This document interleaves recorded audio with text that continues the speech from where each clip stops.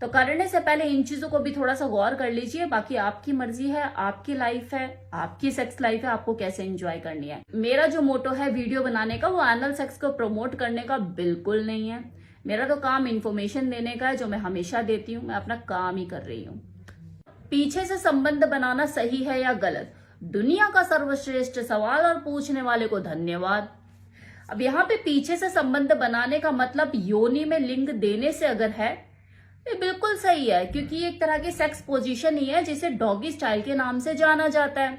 लेकिन अगर आपका यहाँ पे पीछे से संबंध बनाने का मतलब योनि में लिंग देने की बजाय एनल में देने से है, तो ये सही है या गलत, ये इस बात पर निर्भर करता है कि आप दोनों की अंडरस्टैंडिंग क्या है, आप दोनों की पसंद नापसंद क्या है, क्या आपकी फीमेल पार्टनर इसके लिए तैयार है। इसका फैसला कि ये सही है या गलत, ये सिर्फ और सिर्फ उसकी फीमेल पार्टनर ले सकती है। उसे ये हिम्मत जुटानी होगी कि अगर उसके कंफर्ट लेवल में कोई चीज नहीं आ रही है तो वो उसे ना कर सके, ये उसका अधिकार है। यदि अगर ये एनल सेक्स दो लोगों के बीच में हो रहा है तो ये किस परिस्थिति में हो रहा है, उसकी भावनात्मक स्थिति और उसकी सहमति के साथ ही चीजें होनी चाहिए, तभी दो भोगी इस कार्य को ढंग से कर पाएंगे।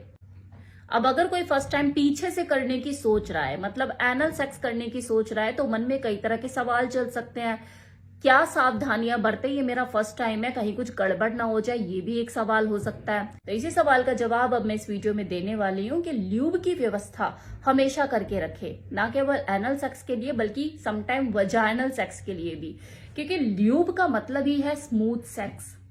पीछे की जगह क्योंकि बहुत ड्राई होती है, वहां पे फ्लेक्सिबिलिटी भी मौजूद नहीं होती, ल्यूब भी वहां पर नेचुरली अवेलेबल नहीं होता, तो वहां के टिश्यूज को डैमेज होने का खतरा हो सकता है, वहां पे कट भी पड़ सकता है। बिना ल्यूब के अगर आप पेनिट्रेशन करने का सोचते हैं तो वो घर्षण बहुत पेनफुल हो सकता है, जो आपकी फीमेल पार्टनर को अनकंफर्टेबल महसूस करा सकता है। साथ ही वहां के टिश्यू डैमेज हो सकते हैं, वहां पे कट पड़ सकता है, ब्लीडिंग भी हो सकती है, जो कि ना केवल आपकी फीमेल पार्टनर की हेल्थ को दिक्कत कर सकता है बल्कि आपकी स्वास्थ्य को भी नुकसान पहुंचा सकता है। आप किसी इन्फेक्शन का शिकार हो सकते हैं, किसी सेक्सुअल ट्रांसमिटेड डिजीज की चपेट में भी आ सकते हैं।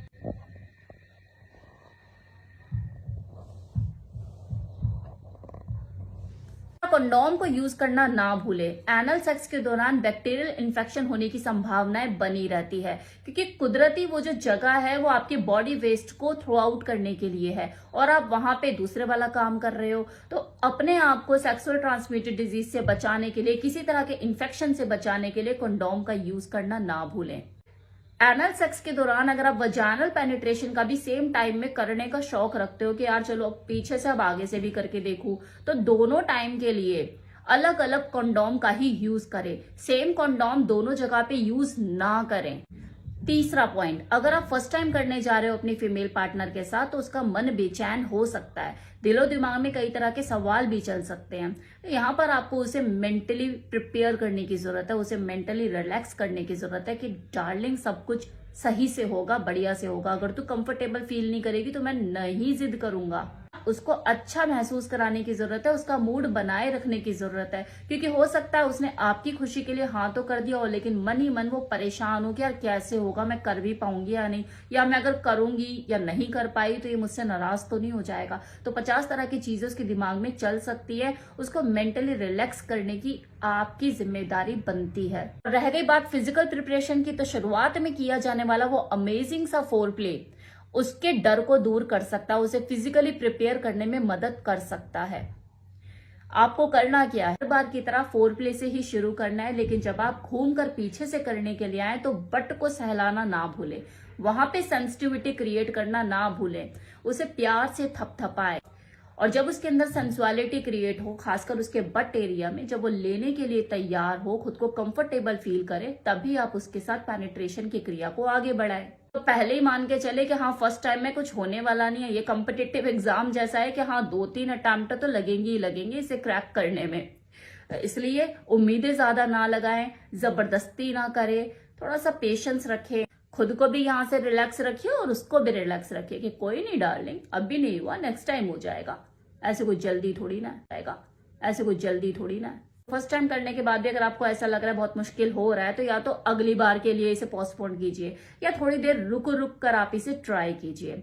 और अगर कर लेते हैं, ये चीज हो जाती है 2-3 बार आप अपनी फीमेल पार्टनर के साथ इस एक्सपीरियंस का अनुभव कर लेते हैं, तो देखो 2 चीजें निकल के सामने आ सकती हैं कि हो सकता है आपकी जो फीमेल पार्टनर है वो कंफर्टेबल हो जाए और आगे आने वाले टाइम में उसके लिए एनल सेक्स कुछ खास मुश्किल ना रहे। लेकिन ऐसा भी हो सकता है कि वो बोले अब तूने करके देख लिया ना, अब आगे से बोल मत दियो, मैंने 2-3 बार करके देख लिया, मैंने झेला, मुझे पता है कि कैसा लगता है। उसका जो फाइनल रिएक्शन है वो इस एनल सेक्स को लेके कुछ भी हो सकता है। दोनों रिस्पॉन्स के लिए तैयार रहिए कि हाँ आगे कंटिन्यू होगा भी या नहीं।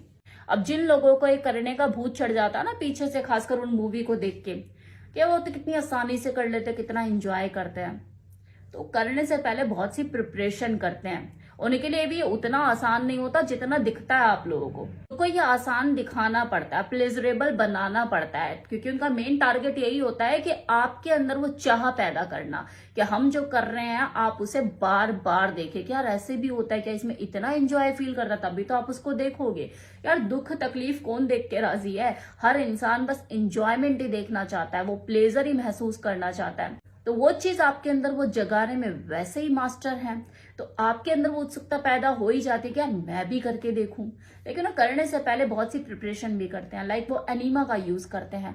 जब उन्हें लगता है कि आज एनल शूट है तो 7-8 घंटे पहले वो एनीमा का यूज करते हैं, अपने इंटेस्टाइन को पूरी तरह से खाली करते हैं, नीट और क्लीन करते हैं, खुद को हल्का करते हैं, ताकि पेनिट्रेशन के टाइम पे कोई एक्स्ट्रा वेस्टेज बाहर ना निकले और किसी का मूड खराब ना हो, ना करने वालों का, ना कैमरे वाले का, और ना ही आप लोगों के देखने के टाइम पे आपका मूड खराब हो, वो प्लेजरेबल लगे, बहुत अच्छा लगे कि यार क्या मजा आ गया देख के। इसी तरह से लुब्रिकेशन का भी वो यूज करते हैं। तो ऐसा नहीं है कि उनकी जो एनल है वो कोई एक्स्ट्रा ऑर्डिनरी है और वहां पे ल्यूब अवेलेबल है, तो वो ल्यूब की व्यवस्था भी करके रखते हैं, लगाते हैं। भले वो कैमरे में आपको दिखाते नहीं है, यार सही नहीं लगता, ठीक है, अंडरस्टूड है। तीसरा, उनको भी पेन होता है, वो भी ह्यूमन है आपकी और हमारी तरह, लेकिन वो टेक्निकली एक्सपर्ट है, चीजों को करना जानते हैं, स्किल्ड होते हैं, ट्रेंड होते हैं। तो वो एक्सपर्ट लोग होते हैं जिन्हें ये पता होता है कि यार कैसे पेनिट्रेट करे कि पेन कम हो और वो प्लेजरेबल ज्यादा लगे। बाकी पैसा तो है ही मोटिवेशन, जो मोटिवेट करता है लोगों को इस काम करने के लिए।